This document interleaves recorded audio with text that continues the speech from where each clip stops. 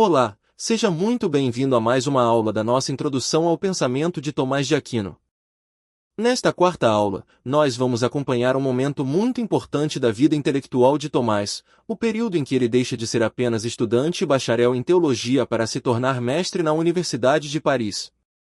Até aqui, nós já vimos o contexto medieval, a escolástica, as artes liberais, a influência de autores como Santo Agostinho, Hugo de São Vítor e Alberto Magno, além do conflito entre mestres seculares e ordens mendicantes. Agora, vamos chegar a um ponto decisivo. Tomás passa a ensinar. Passa a disputar publicamente. Passa a responder a questões difíceis. E começa a escrever algumas das obras que revelam, cada vez mais, a profundidade de seu pensamento. Mas, antes de entrar nas obras, precisamos fazer uma pergunta. Por que continuar falando da formação e da biografia de Tomás de Aquino? Por que não entrar logo nas 5 vias, na existência de Deus, na alma, na ética ou na lei natural? A resposta é simples. Porque nenhum grande autor surge no vazio. Toda obra tem uma história. Toda ideia tem um contexto. Todo pensador dialoga com perguntas, debates, livros, professores, adversários e tradições anteriores. Quando lemos Tomás de Aquino sem conhecer minimamente seu ambiente, corremos o risco de encontrar frases isoladas e tirar conclusões apressadas. Mas quando entendemos seu percurso, percebemos melhor por que ele escreve de determinada maneira, quais problemas está respondendo e quais autores estão presentes em seu horizonte intelectual. Isso não significa que a biografia determine tudo o que Tomás pensou. Ela não determina. Mas ajuda muito a compreender o caminho de sua obra. E é por isso que, nesta aula, vamos estudar 5 pontos. Primeiro, a passagem de Tomás para o cargo de mestre em teologia. Segundo, a importância de Pedro Lombardo e das sentenças. Terceiro, a relação entre filosofia, teologia, fé e razão. Quarto, a necessidade de estudar os autores com contexto e honestidade intelectual. Quinto, as disputas universitárias e algumas das obras produzidas por Tomás nesse período. Vamos começar por Paris. Tomás retornou a Paris por volta de 1252, depois de sua formação com Alberto Magno em Colônia. Em Paris, ele assumiu o papel de bacharel das sentenças, um estágio importante da formação teológica medieval. Nessa função, ele comentava a obra de Pedro Lombardo, conhecida como Sentenças. Entre aproximadamente 1252 e 1256, Tomás escreveu seu grande comentário sobre essa obra. Em 1256, tornou-se mestre em teologia e iniciou seu primeiro período como regente em Paris, que durou até 1259. Agora, quem foi Pedro Lombardo? Pedro Lombardo foi um teólogo do século XII, conhecido como mestre das sentenças. Sua obra, As Sentenças, organizava textos bíblicos, reflexões dos padres da Igreja e questões teológicas em torno de grandes temas: Deus, Trindade, criação, pecado, graça, Cristo, sacramentos e vida cristã. Durante muito tempo, essa obra foi usada como uma espécie de livro-base da formação teológica universitária. Comentar as sentenças não era apenas repetir Pedro Lombardo. Era discutir problemas. Era comparar autoridades. Era apresentar objeções. Era formular respostas. Era mostrar que o futuro mestre tinha condições de ensinar teologia. Tomás de Aquino fez isso com enorme competência. Seu comentário às sentenças já mostra muitos temas que aparecerão, mais tarde, em obras mais maduras. Mas aqui precisamos fazer uma distinção importante. Pedro Lombardo não é Pedro Abelardo. Os dois viveram no século XII e são nomes muito importantes para a história da teologia medieval. Mas são autores diferentes, com obras, métodos e trajetórias diferentes. Pedro Lombardo ficou famoso pelas sentenças. Pedro Abelardo ficou famoso por seu uso intenso da dialética, por suas obras teológicas e por textos como Sic et Non, em que coloca autoridades aparentemente divergentes lado a lado para estimular o trabalho de interpretação e reconciliação. Abelardo foi um pensador brilhante e extremamente influente. Mas suas formulações teológicas e seu método geraram fortes críticas, especialmente por parte de São Bernardo de Claraval. O ponto não é dizer que Abelardo era simplesmente contra a fé ou que reduziu toda a teologia à lógica. Isso seria uma simplificação injusta. O debate era mais profundo. São Bernardo temia que certos mistérios da fé fossem tratados como se a inteligência humana pudesse dominá-los completamente. Abelardo, por sua vez, enfatizava de forma mais forte a busca de compreensão racional da fé. Esse conflito mostra uma tensão real da teologia medieval. Como usar a razão sem transformar o mistério de Deus em algo que a razão humana consiga controlar por inteiro? A tradição católica não responde dizendo que a razão deve ser abandonada. Também não responde dizendo que a razão é capaz de esgotar tudo o que Deus é. O caminho é outro. A razão tem valor. A razão ajuda. A razão investiga. A razão organiza. A razão distingue. Mas a razão não é Deus. E não pode pretender compreender plenamente aquilo que ultrapassa sua capacidade natural. A teologia, portanto, não é inimiga da razão. E a filosofia não é inimiga da fé. Tomás de Aquino será um dos grandes mestres dessa relação. Para Tomás, filosofia e teologia possuem princípios diferentes, mas não verdades contraditórias. A filosofia parte da razão humana e observa a realidade criada. A teologia sagrada parte da revelação recebida pela fé. A filosofia pode investigar aquilo que a razão alcança: movimento, causalidade, natureza, conhecimento, ética, alma e muitos outros temas. A teologia, por sua vez, trata de verdades reveladas que ultrapassam a capacidade natural da razão, como a Trindade, a encarnação e a finalidade sobrenatural do ser humano. Mas, embora tenham princípios distintos, filosofia e teologia podem se ajudar. A razão pode esclarecer conceitos. Pode mostrar incoerências. Pode responder objeções. Pode ajudar a compreender certas consequências da fé. E a fé pode orientar a razão para perguntas mais profundas, impedindo que ela se transforme em orgulho ou em pura técnica sem sabedoria. Por isso, quando se fala da antiga expressão de que a filosofia serve à teologia, não se deve imaginar uma filosofia humilhada, sem valor ou sem liberdade. A ideia correta é que a filosofia pode colaborar com a teologia, ajudando a esclarecer aquilo que a fé busca compreender. Tomás não despreza a razão.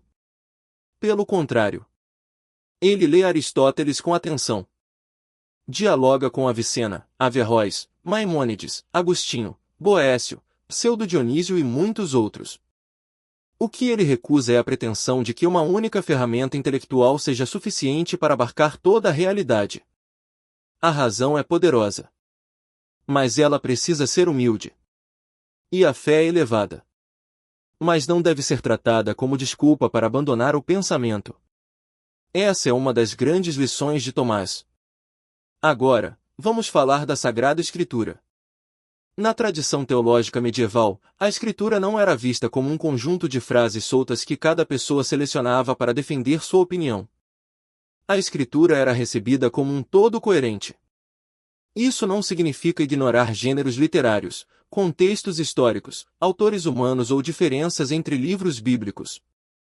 Significa reconhecer que a leitura cristã da Bíblia não deve se reduzir a escolher apenas as passagens que confirmam aquilo que eu já penso. Tomás trata a Sagrada Escritura como fonte central da teologia.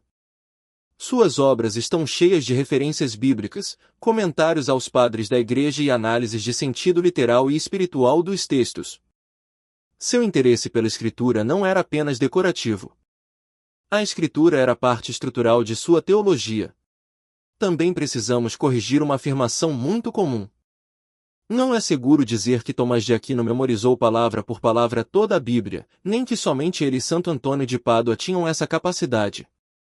Há tradições que destacam sua memória extraordinária e seu domínio das Escrituras, mas esse tipo de afirmação absoluta não possui documentação histórica suficientemente sólida para ser apresentada como fato certo. O que podemos afirmar com segurança é que Tomás demonstrou conhecimento bíblico impressionante e utilizou a Escritura de forma constante, profunda e integrada à sua obra. E aqui surge outra lição importante para nós. Estudar um autor não é repetir frases sobre ele. É ler o autor. É verificar o contexto.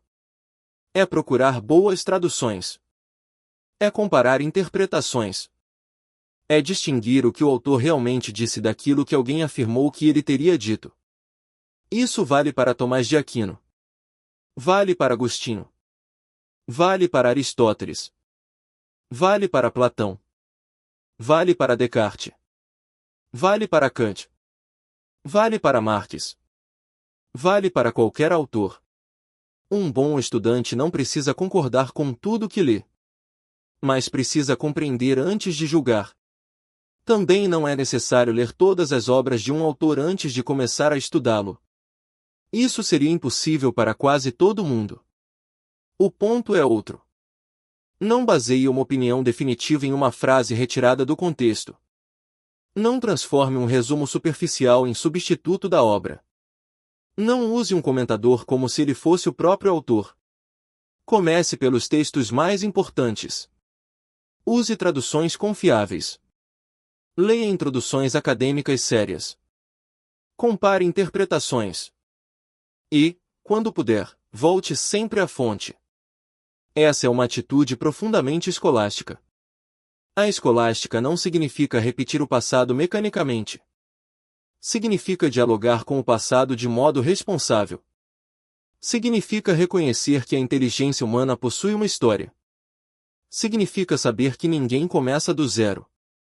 Tomás de Aquino é um grande exemplo disso. Ele não tenta parecer original apenas por negar tudo que veio antes. Ele estuda aquilo que recebeu. Distingue. Corrige quando necessário. Aproveita o que é verdadeiro. E leva a tradição adiante. Isso exige humildade intelectual. Agora vamos voltar ao momento em que Tomás se torna mestre. Em 1256, Tomás inicia seu primeiro período de docência plena em Paris. Nessa fase, ele participa da vida universitária de maneira ainda mais intensa. Ensina. Disputa. Responde objeções. Escreve. E se torna uma figura cada vez mais importante no ambiente intelectual medieval. Entre as obras associadas a esse período estão as questões disputadas sobre a verdade, conhecidas em latim como Quaestiones Disputata de Veritate. Essa obra é muito importante. Ela reúne 29 grandes questões, divididas em muitos artigos, e trata de temas variados: verdade, conhecimento, consciência, liberdade, providência, profecia, fé, caridade, anjos e outros problemas fundamentais. Não é uma obra simples. Mas ela mostra Tomás trabalhando em um formato muito característico da vida universitária medieval, a questão disputada. Na questão disputada, havia um tema. Apresentavam-se objeções. Surgiam argumentos contrários. O mestre oferecia uma resposta principal. Depois, respondia às objeções uma por uma. Esse método aparece claramente em muitas obras de Tomás e será essencial para compreender a Suma Teológica mais adiante. Além das disputas regulares, havia também as questões quodlibetais. A palavra quodlibé significa algo como o que quer que seja. Mas não pense nisso como um intervalo informal em que qualquer pessoa fazia uma pergunta aleatória sem preparação. As disputas quodlibetais eram eventos acadêmicos formais. Por tradição, mestres de Paris participavam de disputas públicas em períodos como Advento e Quaresma, e membros da audiência podiam propor questões sobre temas variados. O mestre precisava responder com rigor, clareza e domínio das autoridades disponíveis. Tomás participou dessas disputas e suas questões quodlibetais mostram a amplitude de seu conhecimento e sua capacidade de raciocínio. Isso nos ajuda a perceber que Tomás não foi apenas um escritor isolado em uma biblioteca. Ele foi professor. Foi debatedor. Foi mestre universitário. Foi alguém que lidava com perguntas reais de seu tempo. Perguntas teológicas.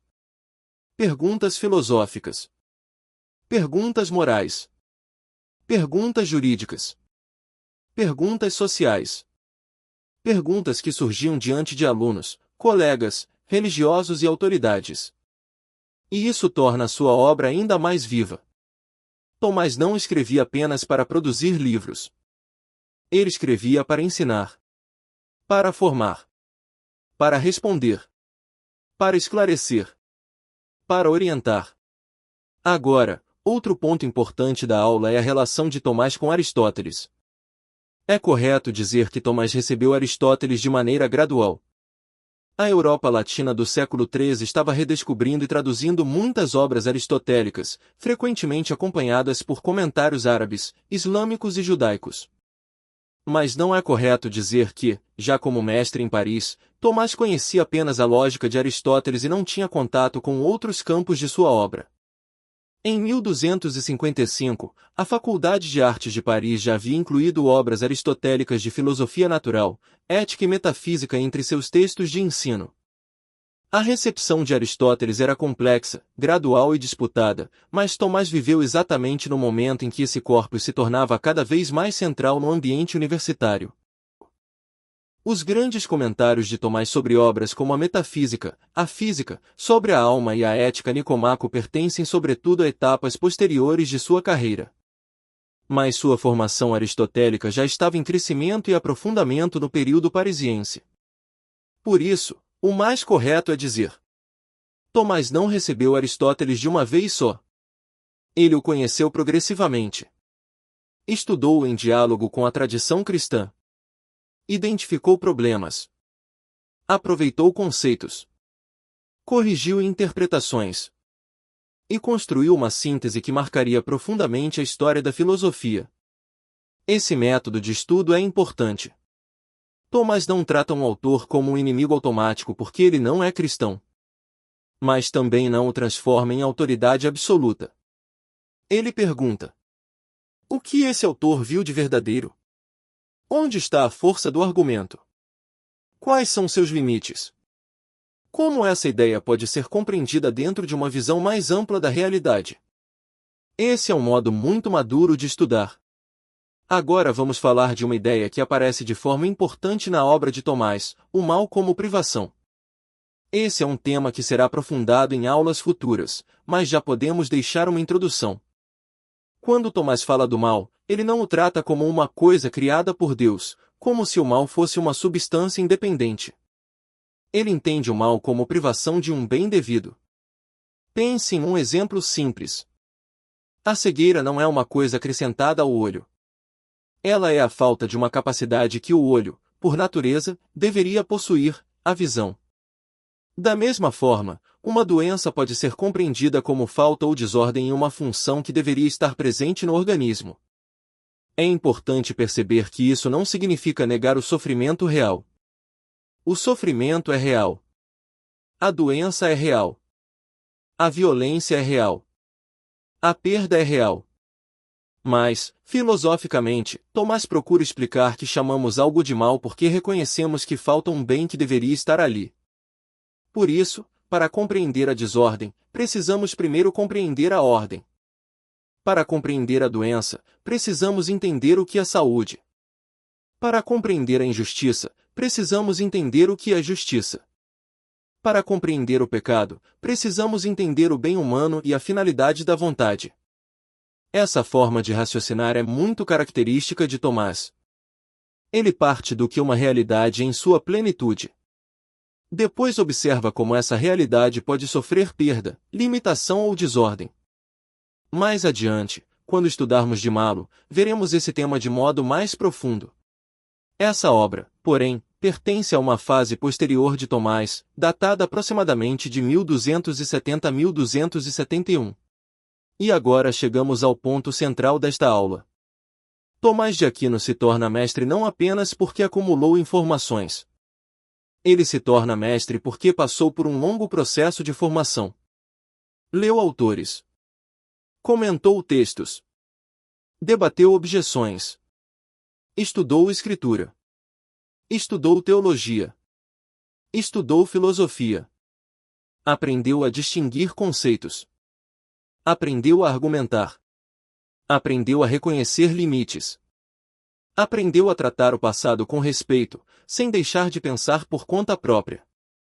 Esse é o modelo que devemos guardar.